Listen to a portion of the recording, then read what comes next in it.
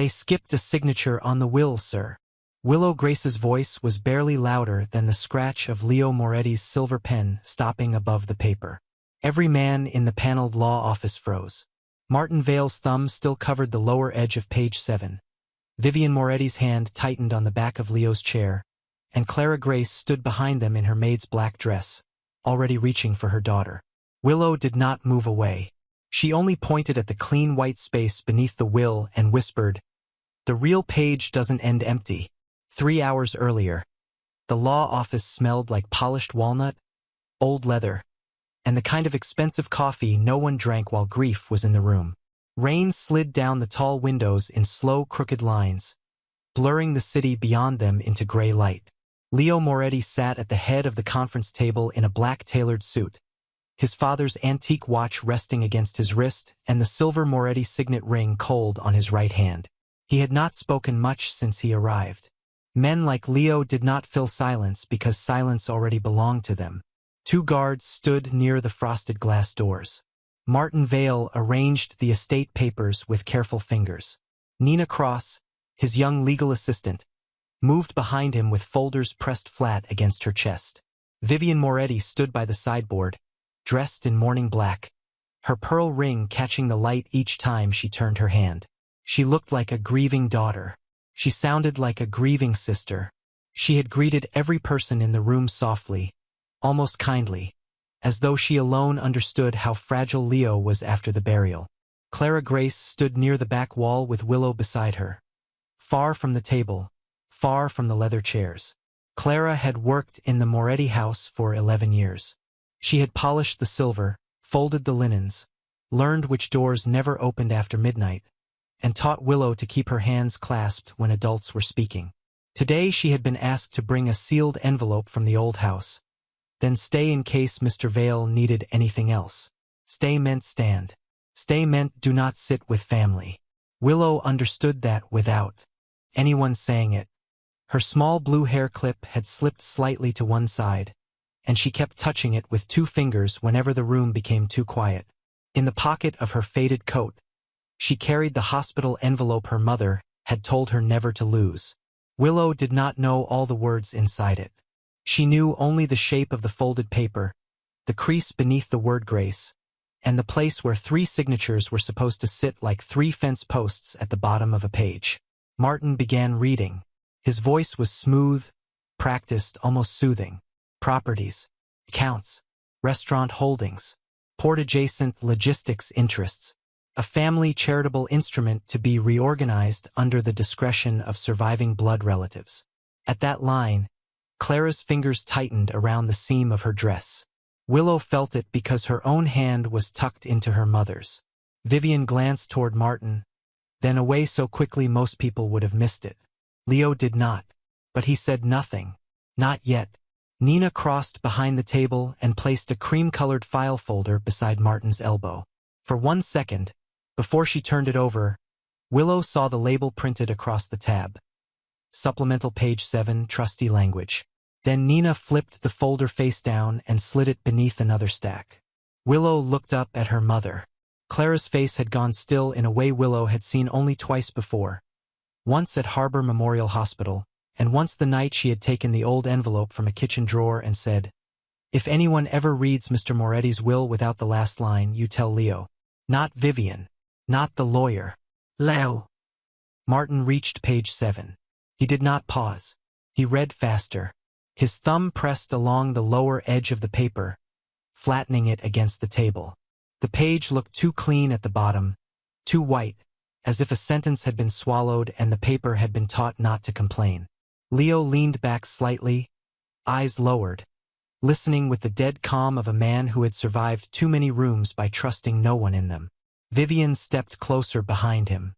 "Almost done," she murmured. "Father wanted this handled without theatrics." Martin nodded and turned the page.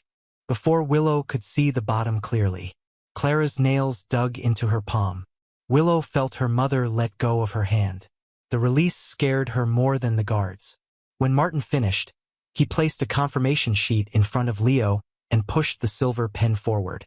"Just an acknowledgement that the will was read in full," he said. Vivian's voice came softer still. Sign it, Leo. We can grieve after this.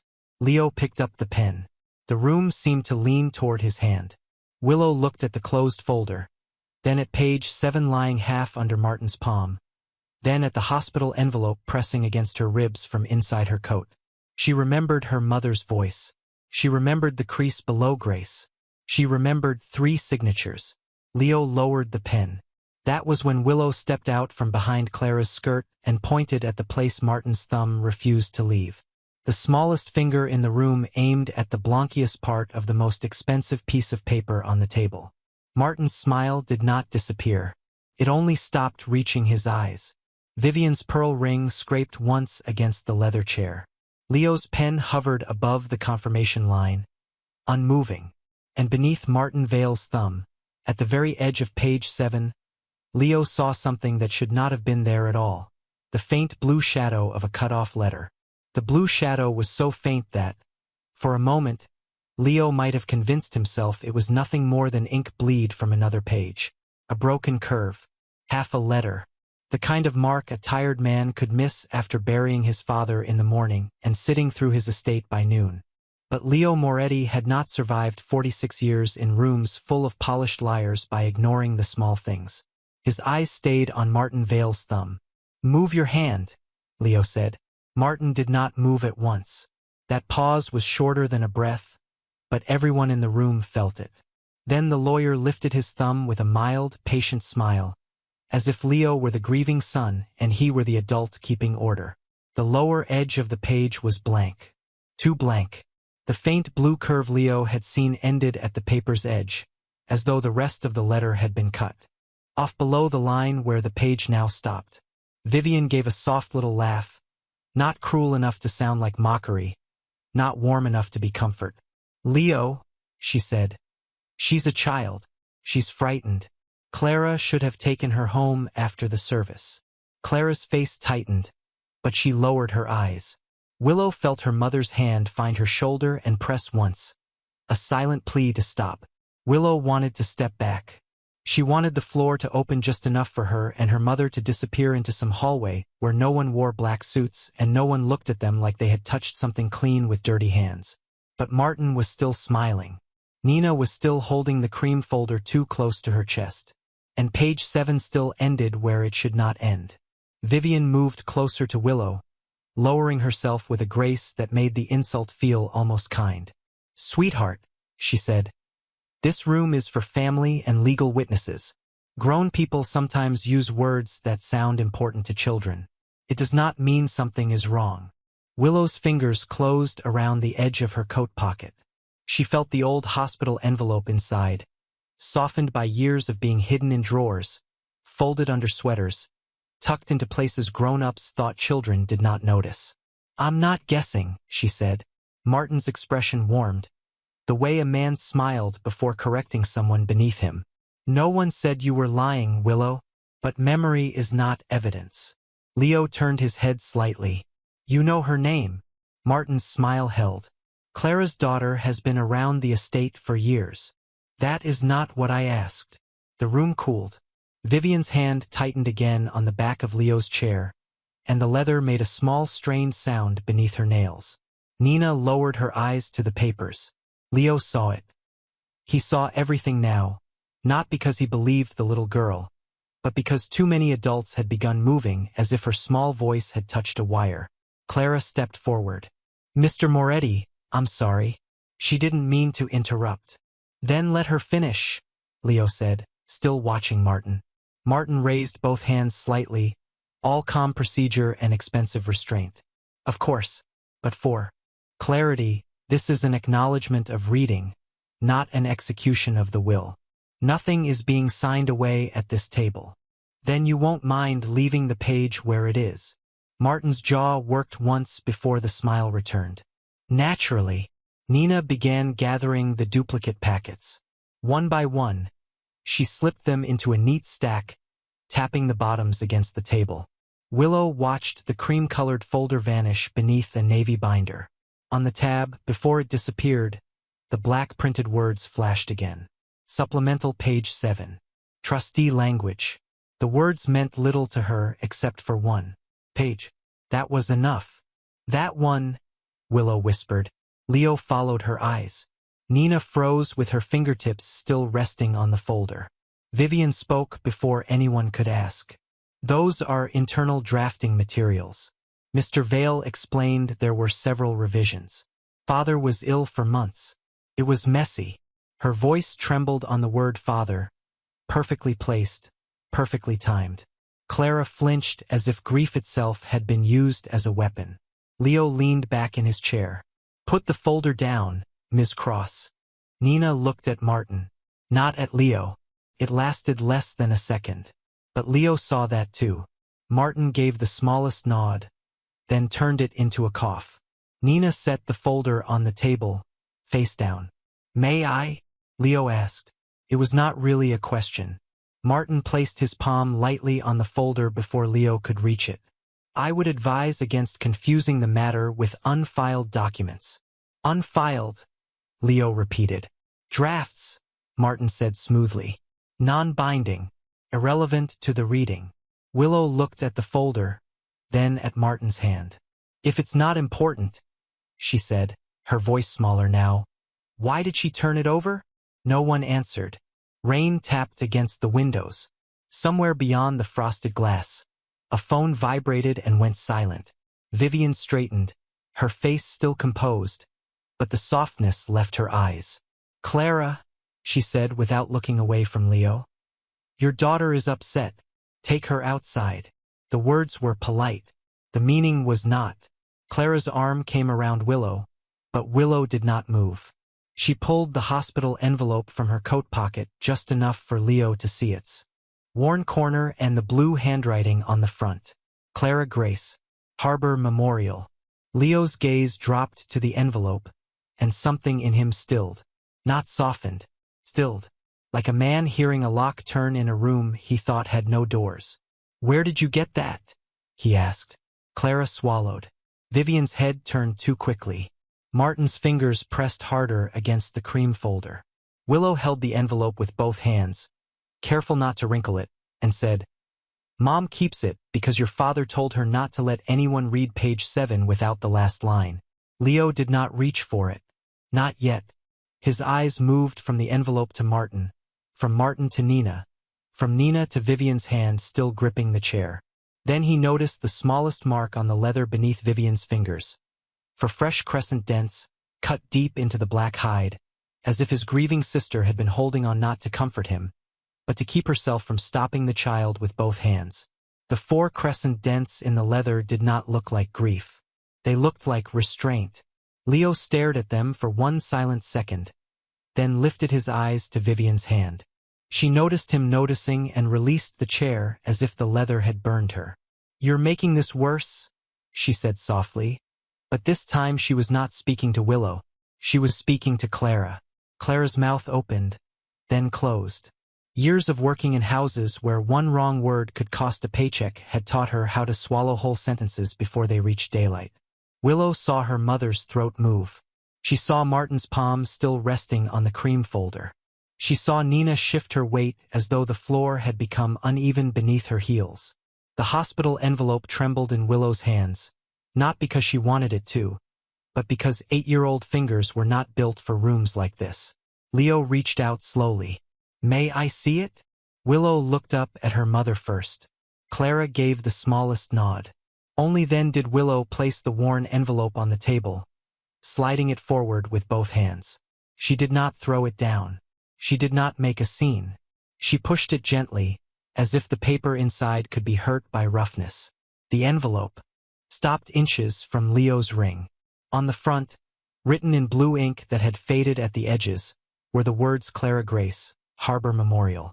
Below that was a date from 6 years earlier, and beneath the date, in smaller handwriting, a line Willow knew by sight even though she had only learned to read it in pieces. Keep with page 7. Do not file with Vale. The room changed when Leo read the last 4 words. Not loudly. No one gasped. But something cold passed across the table, touching each adult one by one. Martin's smile thinned. Nina looked down at the floor. Vivian folded her hands in front of her black dress with too much care. Leo opened the envelope. Inside was the folded photocopy Willow had carried for so long that its creases had become soft as cloth. It was not clean. A faint brownish ring marked one corner where a hospital coffee cup must have sat too close. The lower edge was slightly warped, as if it had once gotten wet and dried under a book. There was a crease running across the bottom third of the page, just under the word Grace. Willow leaned forward before she could stop herself. "That's the fold," she whispered. "Mom always folds it there." Martin gave a small, patient exhale. "Mr. Moretti, I must insist. Photocopies pulled from hospital envelopes do not override properly filed estate documents." "You'll insist when I ask you to," Leo said. His voice stayed level, but Clara's eyes flicked toward him. So did the guards.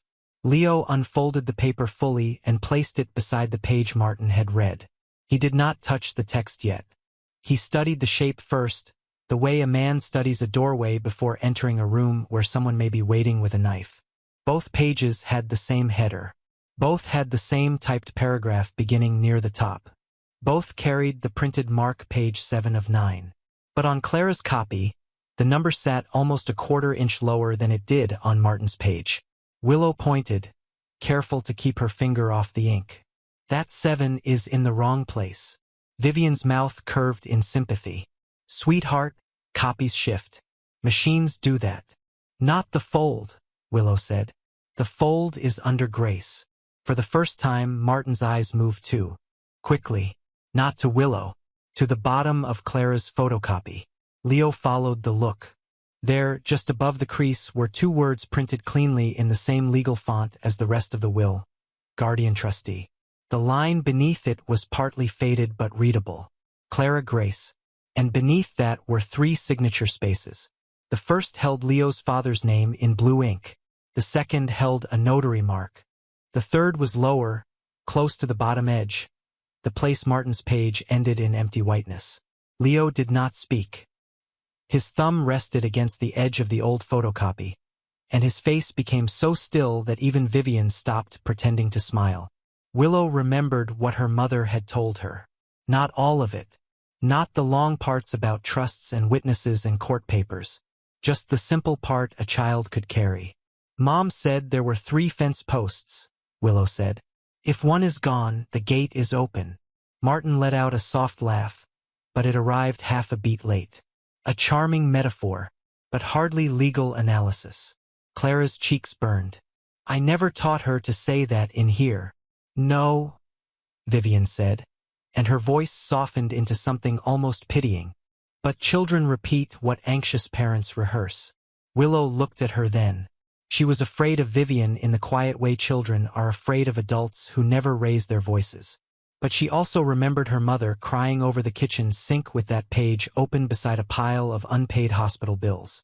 She remembered Clara saying, "If they make me sound greedy, you remember I did not ask for this." So Willow shook her head. She didn't rehearse. She cried. The words landed harder than Willow meant them to. Clara closed her eyes. Vivian's face did not change, but she adjusted the cuff of her sleeve with one sharp movement, hiding a tiny smear of blue near her wrist. Nina saw it too. Leo saw Nina seeing it. Martin reached toward Clara's photocopy. "May I examine that?" Leo placed 2 fingers on the page first, pinning it to the table. No, Martin's hand stopped. "Mr. Moretti, if you intend to compare documents, chain of custody matters. Then you should be pleased I'm not letting it leave my sight." Leo turned to Willow. "You said your mother kept it because my father told her to." Willow nodded. "He said not to let anyone read page 7 without the last line." "Did you hear him say that?" Leo asked. Willow hesitated, because lying would have been easier and maybe safer. "No, sir. I was little. I heard Mom say it after." Vivian's shoulders relaxed a fraction, as if she had been waiting for that weakness. There. Hearsay from a frightened child. But Leo was not looking at Vivian. He was looking at the hospital envelope again. At the date. At the handwritten warning. At the instruction not to file with Vale. Then he looked back at Martin. "Why would my father write your name on something he didn't want filed with you?" Martin's face held, but the color beneath it shifted. A small thing. Almost nothing. Just the brief draining of warmth from a man who had expected a child to break under adult words. Before he could answer, Willow touched the coffee ring on the old photocopy and said, "That stain is on Mom's page because Mr. Moretti spilled coffee at the hospital." Mom said he laughed because it looked like a halo. Clara opened her eyes fast. Willow. But it was too late. Leo had gone still again. Not because the story was sentimental. Because on the lower corner of Martin Vale's clean page, where no coffee stain should have mattered, there was a faint copied outline of the same ring, cropped in half, as if someone had scanned Clara's stained page and cut away the part they were most afraid to leave. The half-cropped coffee ring sat on Martin Vale's clean page like a ghost someone had forgotten to erase. For several seconds, no one said anything. The rain kept tapping the glass. The guards by the frosted doors stood straighter, not because they understood the will, but because they understood Leo Moretti's silence. Leo did not look angry. That was what made the room colder. Angry men wasted heat.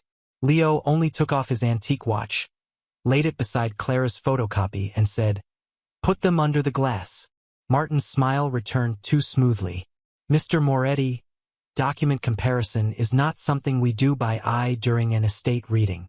"Then we'll start by eye," Leo said, "since that is apparently how a child noticed what my lawyer did not." The words did not raise his voice, but they lowered everyone else's. Nina moved toward the document camera near the credenza, a sleek black machine used for contracts and property maps. Her heels clicked too quickly against the hardwood. Vivian exhaled as though managing a younger brother's grief had become exhausting. "Leo, please. Father hated scenes. You know that." He also hated missing pages. Leo slid Martin's page toward the glass, then looked at Willow. "You don't touch the papers. You only tell me when the corners match." Willow nodded. Her hands were still wrapped around the worn hospital envelope, pressing it to her chest as if it were a small animal she had promised to protect. Clara stood behind her, face pale, lips parted around apologies she no longer knew how to say. Vivian saw that and used it. "Clara, this is cruel to the child," she said softly. "You brought her into a room full of adults and grief and legal language. Let her sit outside. I'll have someone bring her water." It sounded generous. It sounded almost maternal. But Willow heard the door inside the sentence. Outside meant away from the page. Away meant quiet. Quiet meant the blank space would win. Willow looked at the empty chair beside the wall, the one no one had offered her mother. Then she lifted her chin just enough. "I'm not thirsty, ma'am." A small silence followed. Leo's eyes flicked toward her, and for the first time there was something like approval there, though not softness. He turned back to Nina. "Camera on." Nina tapped the screen. The document camera glowed, and the image of Martin's page appeared on the wall-mounted monitor. Its legal text looked enormous now, black words floating over white paper. Nina adjusted the focus. The lower edge blurred, sharpened, blurred again. "It's old equipment," she murmured. "The light can distort edges." Willow stared at the monitor. "It's higher," she said. Nina stopped. "What is?" "The 7. Willow pointed not at the paper, but at the projected corner. "On Mom's page, the 7 is lower." Martin let out a quiet breath through his nose. "Children are very good at patterns. That doesn't make them reliable witnesses." Leo placed Clara's photocopy under the camera next. The page filled the screen, yellowed slightly by age, its creases like pale scars. At the top corner, page 7 of 9 appeared. Leo asked Nina to freeze the image. Then he had Martin's page placed over it, aligning the headers. The room watched as the two images were compared on the monitor. The first lines matched. The paragraph spacing matched. Even the coffee ring, faint and cropped on Martin's version, sat in the same lower corner like a half-buried confession. But when Nina adjusted the overlay, the bottom of Martin's page ended almost exactly one line above the place where Clara's copy continued. "There," Willow said. "One word. No drama. No trembling. Just there." Martin stepped closer, hands folded behind his back now because Leo had made it clear he would not touch the page. A photocopy can shrink or stretch depending on feeder alignment. A feeder doesn't move hole punches, Leo said. He leaned forward and tapped the left margin with the back of his ring, not touching the ink. The projected image showed 3 round punch marks on Clara's copy, old and slightly frayed at the edges. On Martin's page, the holes sat higher, clean, newer, almost too perfect. Willow tilted her head. "Those holes aren't tired," she said. For the first time, one of the guards looked down to hide the corner of a smile. Vivian did not. Martin's expression hardened by a fraction. "Mr. Moretti, with respect, we are drifting into theater." Leo looked at him. No. Theater is when everyone in a room pretends not to see the same thing. Nina's hand slipped on the camera controls, and the image jumped. In the jump, the monitor flashed the bottom of the cream folder lying near Martin's elbow. Its tab was still partly visible. Supplemental page 7, trusty language. Vivian moved at once, not dramatically, only a small graceful step, placing herself between Leo and the folder. "If you want a formal review, I'll arrange one tomorrow with the family board present," she said. "Tonight we should stop before Clara is accused of something worse than confusion." Clara flinched again. Willow felt it like a tug in her own chest. But Leo did not miss the shape of the sentence. Before Clara was accused. Not if. Before. "No one is leaving with paper," he said. Martin's face cooled. "That may create custody issues. Then write them down." Leo turned to the guard nearest the door. "Lock this room." Politely. The guard stepped outside, spoke low to someone in the hall, and the frosted door clicked shut. Vivian's pearl ring rotated once around her finger. Nina lowered her hand from the camera, but as she did, a blue smear showed briefly along the side of her thumb, the same thin color as the writing on Clara's envelope. She noticed Willow looking and curled her hand into a fist. Willow did not speak right away. She waited until Leo turned back toward the screen. Then she said softly, "Miss Nina has the same blue on her hand." Nina laughed too quickly. "I work with pens all day." "But you said the copier history was gone," Willow said. "You said it before anyone asked." The room went still again. Leo's gaze moved slowly from Willow to Nina. "When did you learn the copier history was gone?" Nina opened her mouth. Martin answered for her. "This morning, during routine preparation." It was a clean answer. Reasonable. Almost perfect.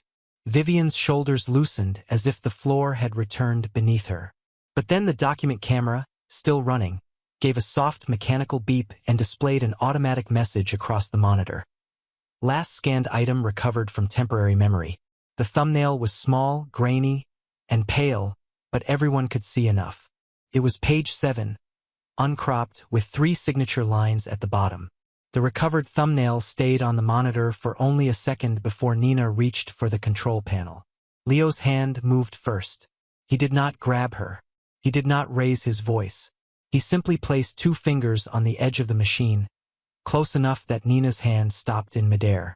"Don't touch it." The words were quiet, but they landed harder than a shout. Nina's eyes flicked to Martin, then to Vivian, then down at the polished table as if the wood could tell her where to look. On the monitor, the tiny cached image glowed in pale gray. Page 7, complete, uncropped, with 3 signature lines at the bottom. The 3rd line was too small to read from across the room, but its shape was unmistakable. 3 lines, not 2. Willow held the hospital envelope tighter against her chest. She did not smile. She looked almost frightened by being right.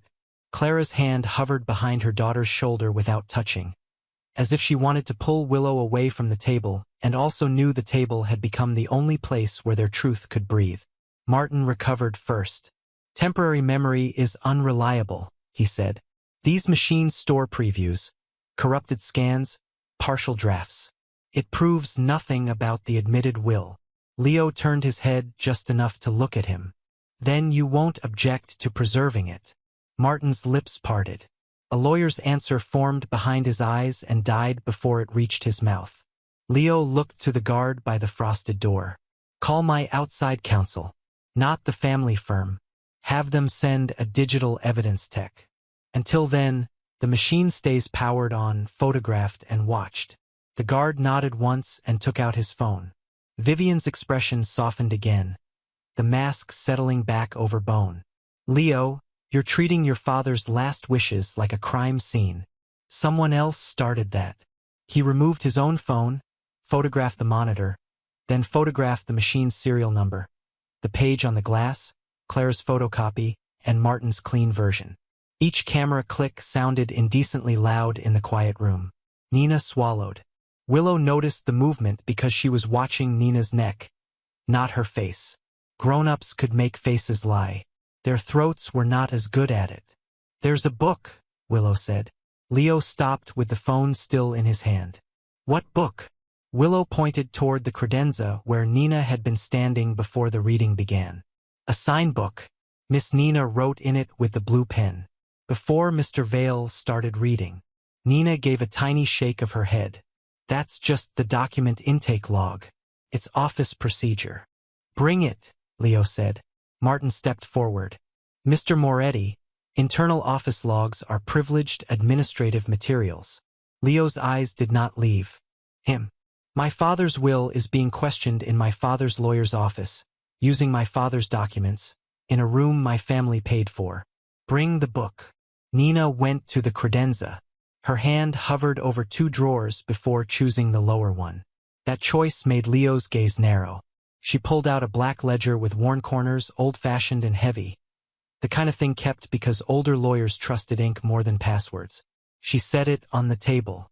Not in front of Leo, in front of Martin. Leo slid it away from Martin with 2 fingers. Open it to today. Nina did. The page smelled faintly of paper dust and pen ink. Entries lined the columns in careful handwriting. Courier deliveries, estate packet copies, witness certifications, document return receipts. Then Leo saw it. 8:42 a.m. supplemental page 7 delivered NC. In the next column, written smaller, were the words VM private packet. The ink had smeared at the end of packet, leaving a blue crescent on the paper. Willow leaned closer, standing on her toes to see.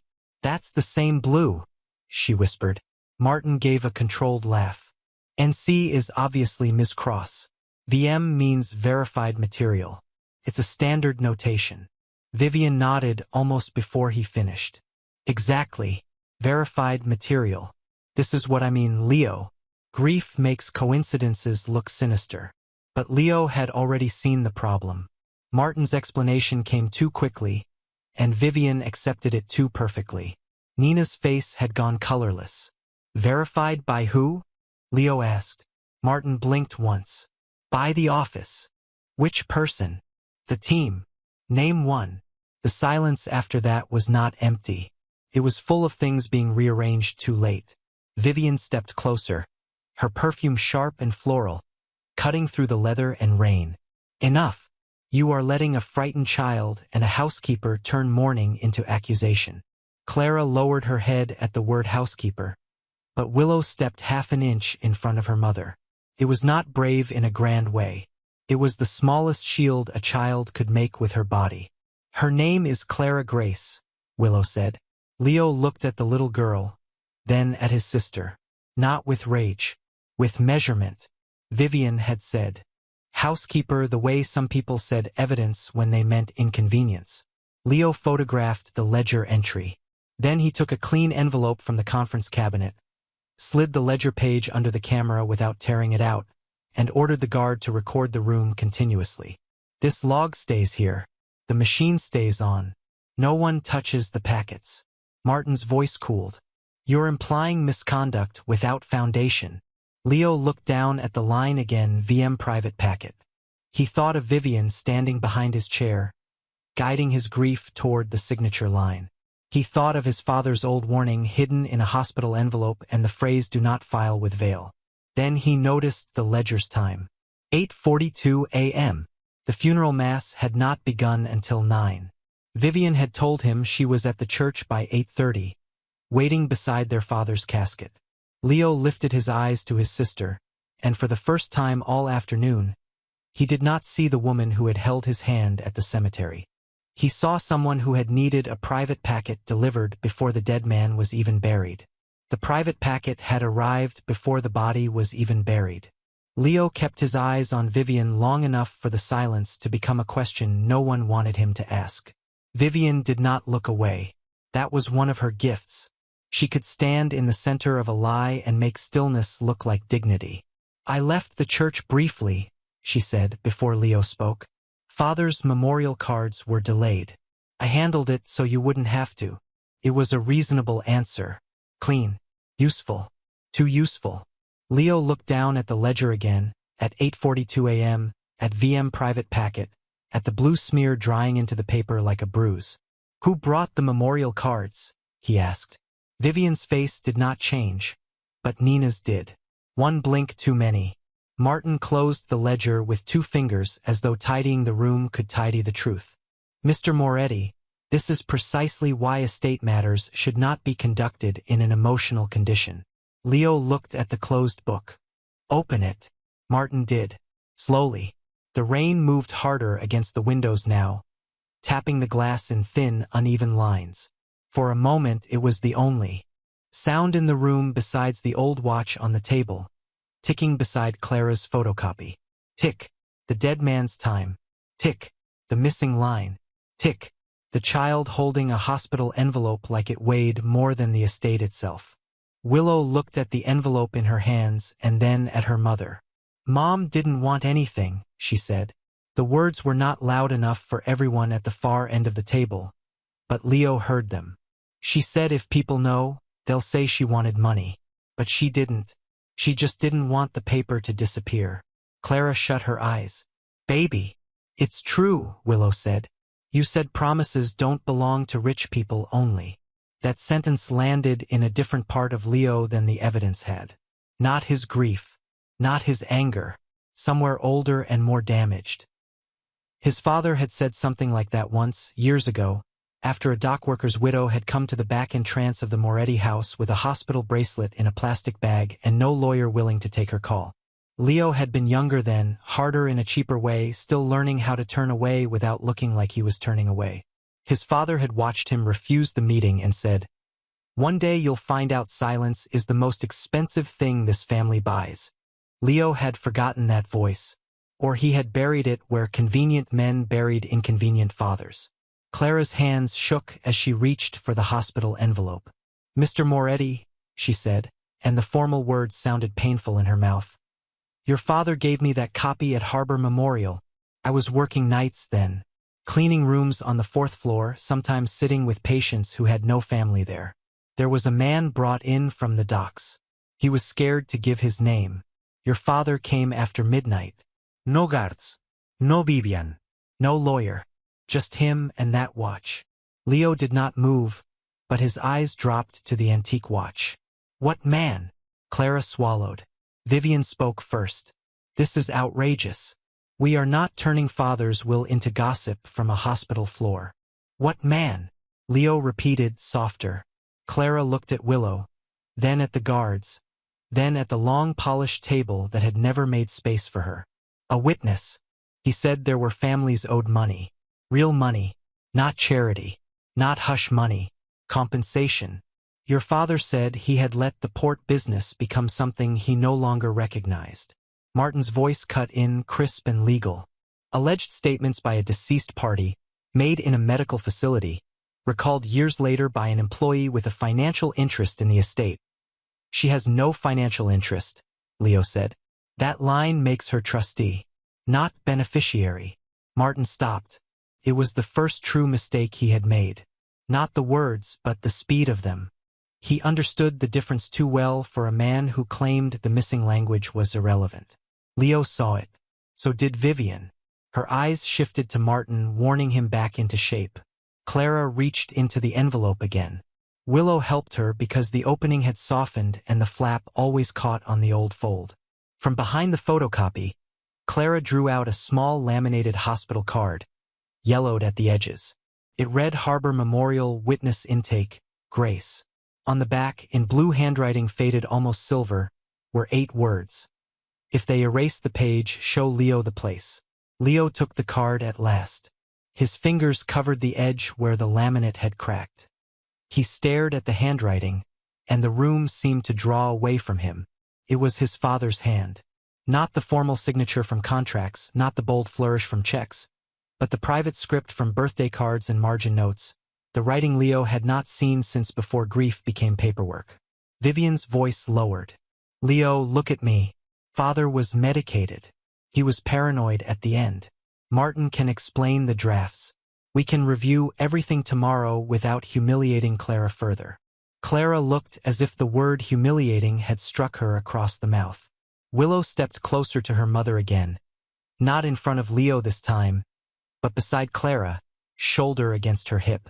"She's already embarrassed," Willow said. "You keep saying her name like it's dirt." No one corrected the child. Even Martin looked away. Leo turned the hospital card over once more. "Where is the original file?" he asked. Martin said, "Archived." Vivian said, "Protected." Nina whispered, "Restricted." 3 answers. 1 question. Leo looked at Nina. "Restricted by whom?" Nina pressed her lips together.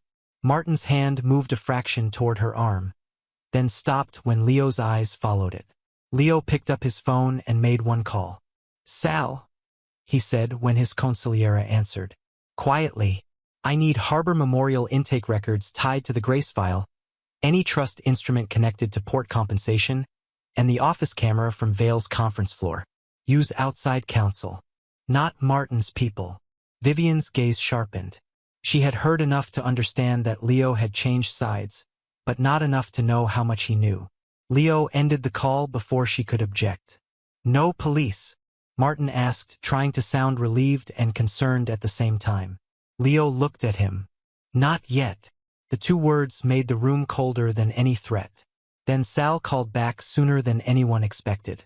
Leo put the phone to his ear, listened, and said nothing for a long time. The watch ticked beside the will. Rain slid down the glass. Willow's blue hair clip trembled slightly because Clara's hand was shaking against her shoulder. Leo lowered the phone. His face had not broken, but something behind it had. "The notary attached to the original trust," he said. Eyes fixed on Vivian now. "Died 3 weeks ago at Pier 41. Clara covered her mouth. Nina looked like she might be sick. Vivian whispered, "Accidents happen at the docks." Leo stared at his sister, and in that moment he remembered every warning he had dismissed as bitterness. Every servant who had gone quiet when Vivian entered a room. Every sealed family matter he had signed without reading because she told him it was cleaner that way. The truth did not arrive like thunder. It arrived like a door unlocking inside him. He had spent years suspecting enemies outside the family, while the woman behind his chair had learned exactly how to make him look away. Leo did not move after the call ended. That was what frightened Vivian most. If he had slammed the phone down, if he had cursed, if he had ordered every guard in the building to drag someone into the hallway, she would have known how to perform grief, outrage, offense. But Leo only set the phone beside his father's watch and looked at the rain crawling down the window as though the answer had already been written there. Then he said, "We're taking 10 minutes. Martin blinked. "A recess." "A pause," Leo said. "For dignity." Vivian's shoulders eased by half an inch. The word dignity belonged to her. She knew how to use it. "Thank you," she said softly. "That's wise." Leo did not answer. He stood, buttoned his jacket, and turned to the guards. "No one leaves the floor. No paper leaves this room. No one touches the document camera." His tone stayed even, almost bored, but the 2 guards straightened as if he had shouted. Martin reached for his leather briefcase. Leo's eyes moved to it. Martin's hand stopped on the handle. "My notes," he said. "We'll wait." Nina's phone vibrated on the table. Once, twice. The sound was small, trapped under the weight of the room.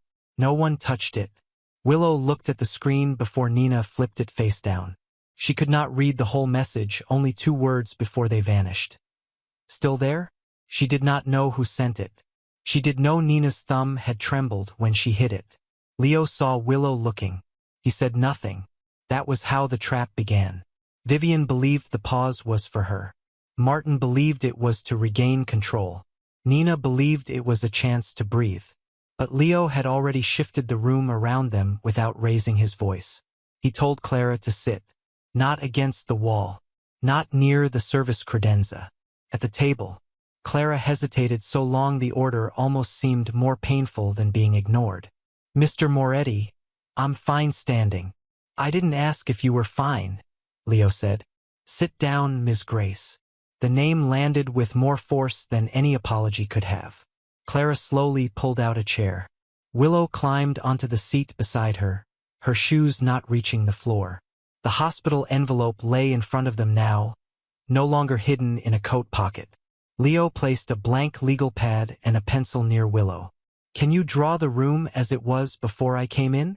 Martin gave a quiet scoff.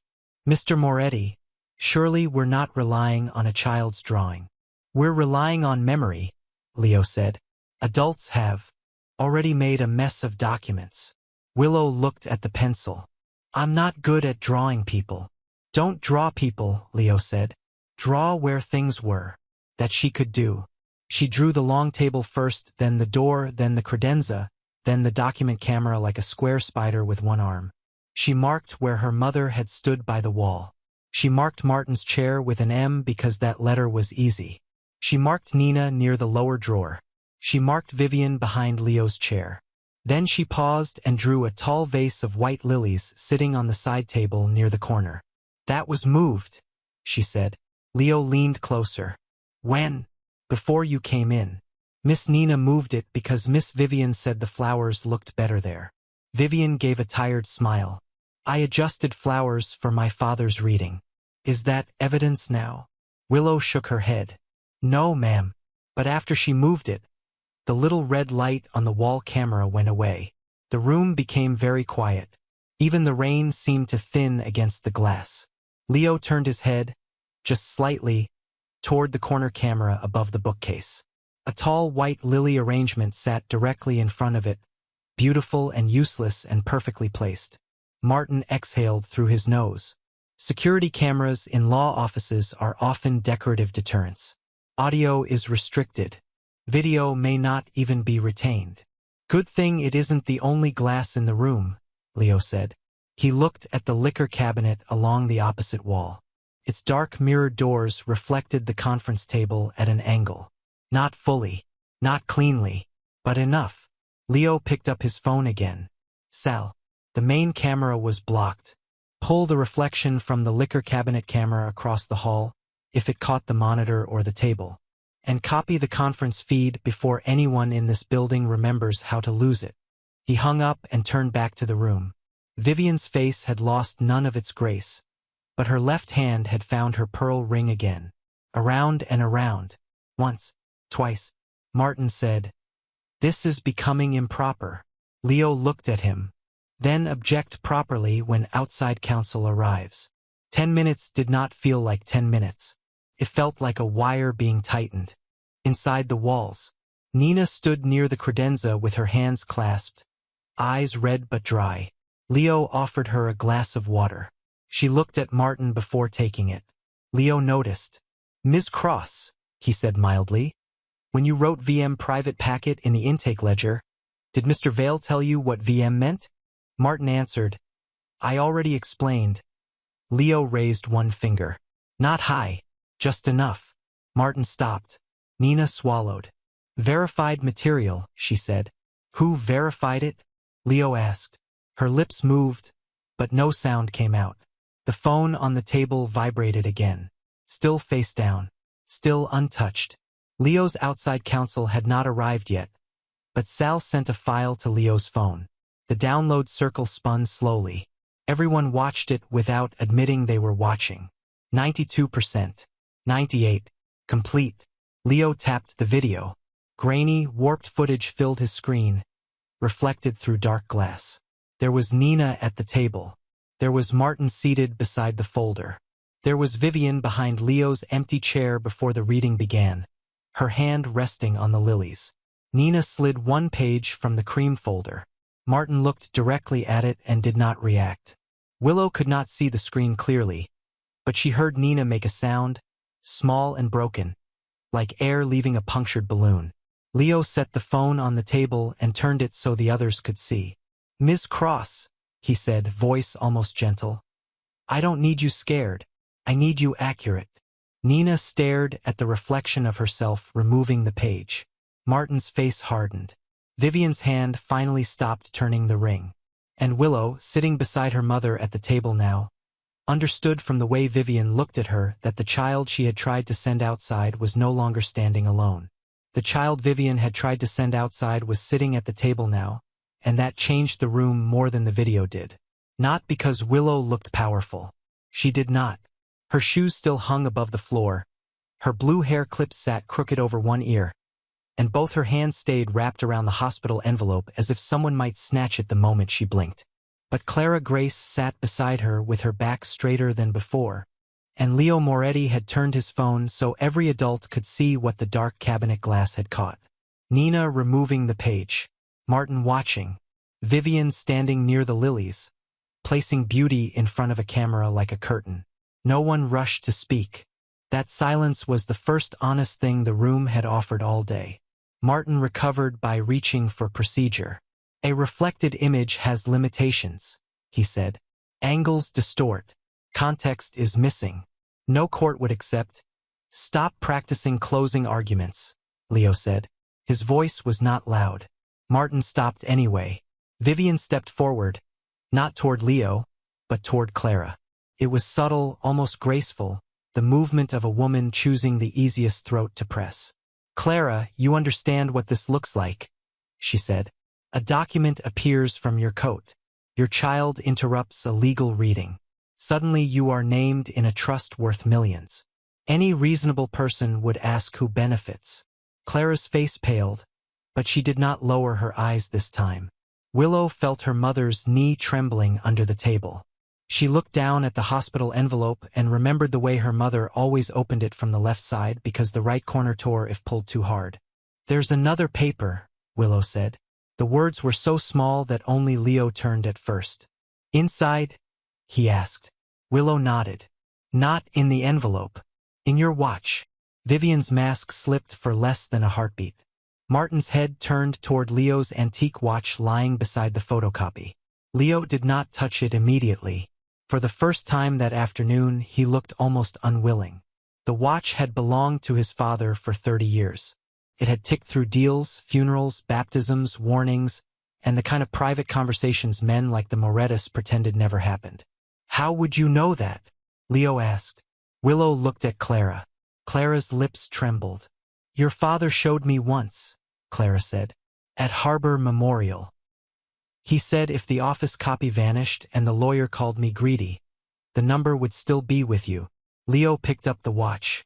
The room seemed to tighten around the movement of his fingers. The back plate opened with a soft metallic click. Inside, beneath the worn lining, was a folded strip of paper so small it looked like nothing more than dust caught under metal. Leo unfolded it with the care of a man handling a bone. Written in his father's private blue script were a file number, the name of a backup notary office in Queens, and one sentence. Clara signs only after Leo hears the page. Leo did not breathe for a moment. His face lost color, not dramatically, not like a man pretending grief for an audience. It drained from him quietly, because the sentence was not only evidence. It was judgment. His father had expected the page to be hidden. His father had expected Clara to be accused. His father had expected Leo to need a child and a maid to make him listen. Vivian whispered, "Leo." He did not look at her. He stared at the paper until the ink seemed to pull years out of him.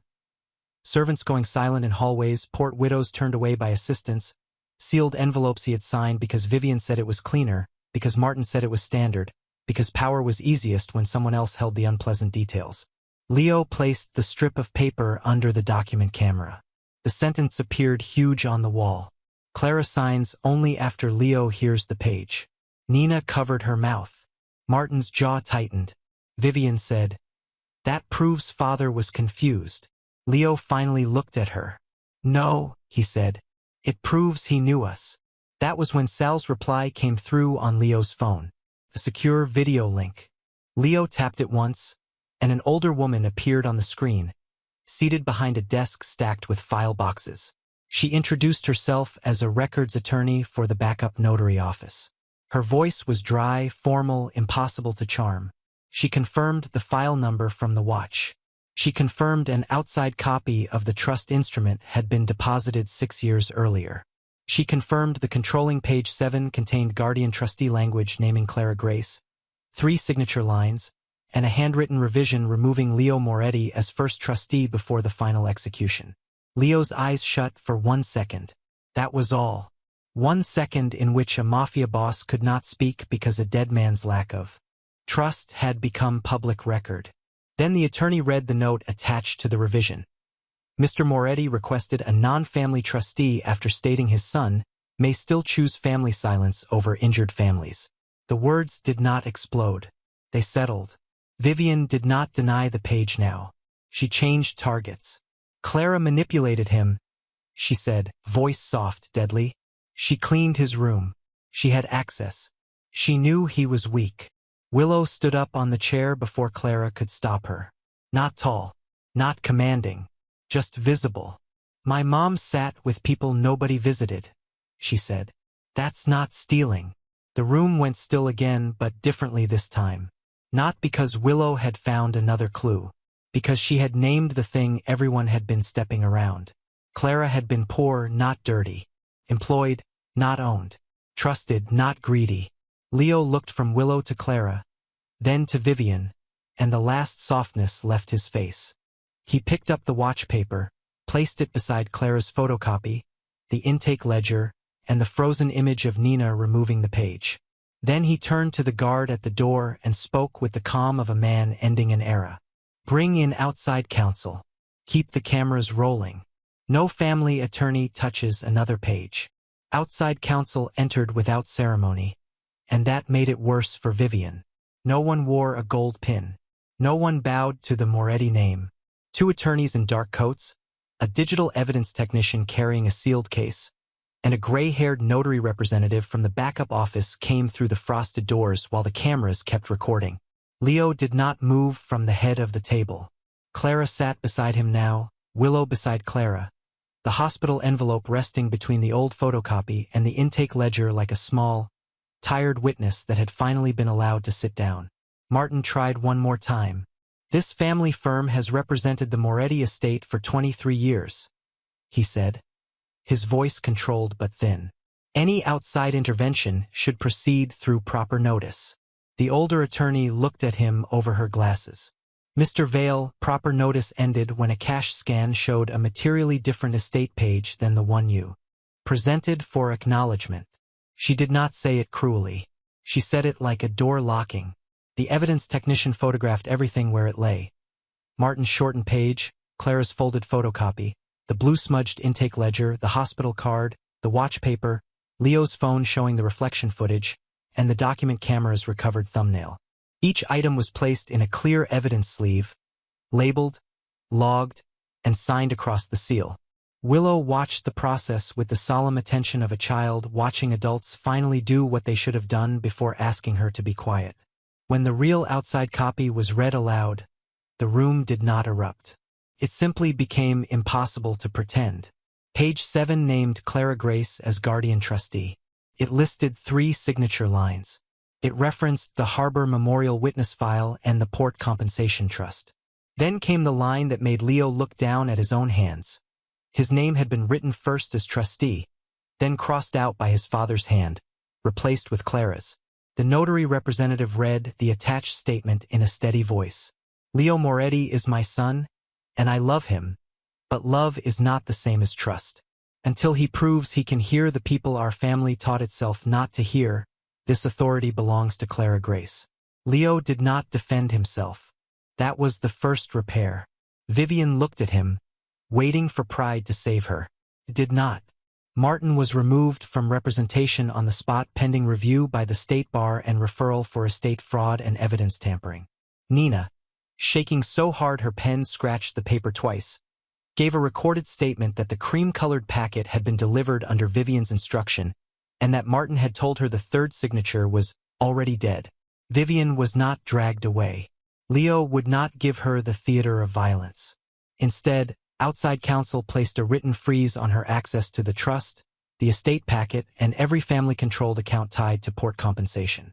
She had to sign acknowledgement of preservation duties while the same guards she had treated like furniture stood watching.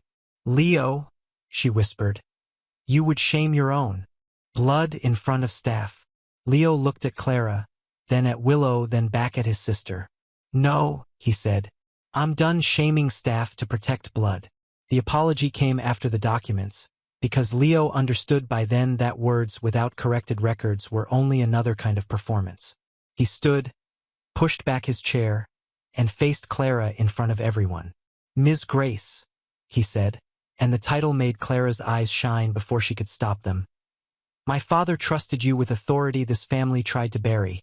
I let them make you stand at the wall while they read a document that needed your name to be whole. I was wrong." Clara covered her mouth, but she did not bow her head. Not this time. Outside counsel placed the trustee acknowledgement before her. Clara's hand trembled as she signed her full name, Clara Elise Grace, not on a servant's receipt, not on a payroll form, but on the legal line his father had left for her. Leo ordered a protective agreement for Clara and Willow that same afternoon. Independent counsel paid by the estate, secure housing away from Vivian's reach, settlement review for the Harbor Memorial families, and a public oversight board with representatives from the injured port families. Willow was not made into a mascot, not placed in front of reporters, not asked to smile for a story about kindness. Leo told the attorneys her name would remain out of any filing that did not require it. "She did enough," he said. "Adults can carry the rest." The hospital bills Clara had been paying in pieces were transferred to the trust review, not as a gift, but as part of the very compensation fund the hidden page had been designed to protect. Clara's employment record was corrected to show years of unpaid overtime and withheld benefits owed through the estate household. A staff protection policy was drafted before sunset, requiring independent reporting outside the family chain for every Moretti employee. None of it looked like a fairy tale. That was why it felt real. It had signatures, witnesses, deadlines, consequences. It had Vivian losing control without a single raised fist. It had Martin's name written into a referral packet instead of another invoice. It had Nina's statement sealed beside the page she once tried to remove. Near the end, the technician returned the worn hospital envelope to Clara after copying and logging it. Clara held it for a moment, then looked at Willow. Willow opened the flap carefully from the left side, the way her mother always had, and slid the old photocopy back inside its sleeve. Then she took off her crooked blue hair clip and placed it gently on top of the sealed evidence copy of page 7. Just for a second, like a child marking a place in a book. Leo watched her do it and could not speak.